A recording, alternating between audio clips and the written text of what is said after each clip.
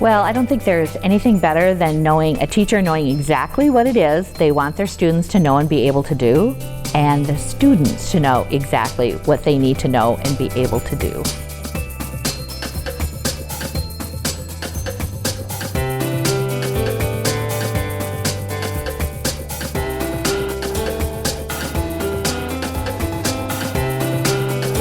We need to do a process of where we say, what are the essential things that we really want our students to know and be able to do? And what are we going to assess? And what are we going to teach at each level? So that students have a sequence of learning that helps them to be successful. So teachers are the ones who need to be making those decisions. They have the expertise. They know what they're doing. They're the ones that need to come in and have those really important, detailed conversations on, well, if you teach this, then they need to know this. And there's just no way that that can be done from top down.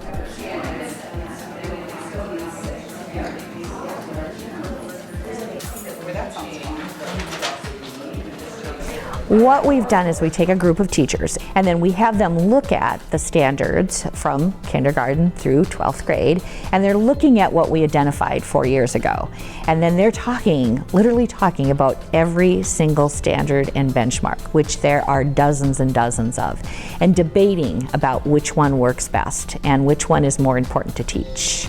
Then a group does it, then we come to consensus with another group, and we slowly build consensus that these are the ones that this group of teachers are saying these are the most important for our students to know and be able to do. So it's a lot of highlighting and circling and Xing out to get to the ones that we really want. Once that's done, then it has to go to each site and each site group of teachers, and then they have to look at which ones were identified. Then they have to say, okay, what does this really mean? We talk about unpacking it. They have to look at every word in the standard or the ELO to say, what does this really mean if a student does this? Then they talk about, what are we teaching first? How long are we teaching it? The scope of it. What's the sequence of it? What comes first? What comes second? How are we assessing it? And so it just provides clarity for teaching, clarity for learning, clarity in terms of building instructional resources. It's just that nice path that we need. Thank you. As a chapter? I just want to say that whenever I do this, I'm always just astounded at the level of dedication our teachers have to really digging deep into what students need to know and be able to do. It's always a really exciting day, and I wish we could have this experience for every single teacher in our district. And false views, so I wonder if we have